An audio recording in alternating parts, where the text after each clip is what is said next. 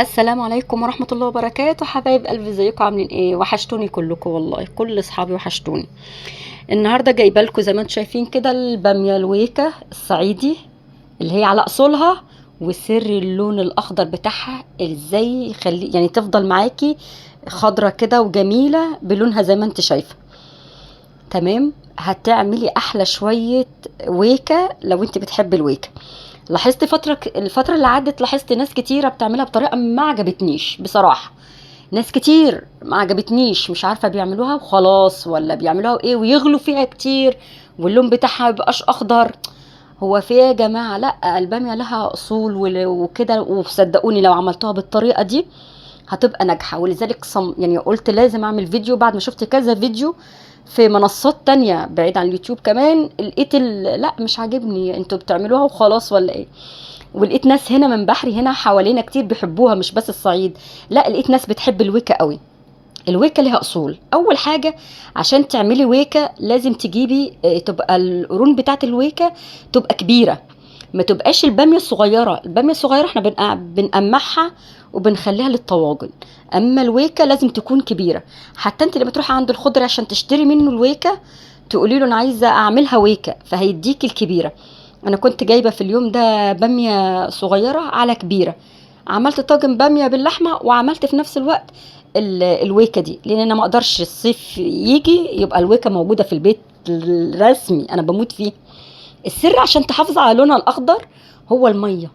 الميه ما تحطيش شوربه، ما تحطيش شوربه اصلا، هتحطي ميه وهتحطي توم ني زي ما انت شفتي كده، معلقه توم ني تكوني فرمها كويس وتحطيها على النار غلوتين اتنين فقط.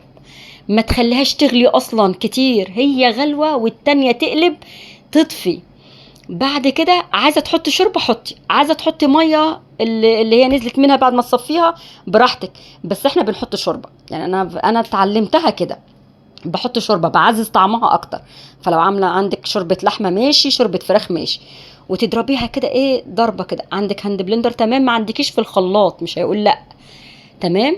وما تضربيش كتير، ما تضربيش كتير، خليها بصي زي المجروشه كده شويه، يعني تبقى ناعمه بس مش ناعمه قوي. تمام. وتظبطي المعيار اللي انت هتحطيه، تفضلي تعملي كده طول ما انت ماسكه الكبشه كده تفضلي تعملي بيها عشان تشوفي القوام معاكي. لازم القوام يكون حلو كده. تمام. شايفه اخضر ازاي؟ شايفه لونها جميل ازاي؟ هناخدها تاني.